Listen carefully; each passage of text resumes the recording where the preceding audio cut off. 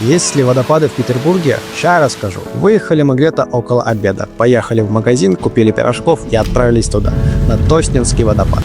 Это, кстати, самый большой водопад в Ленинградской области. Посмотрели на стихию и отправились дальше, на Саблинский водопад.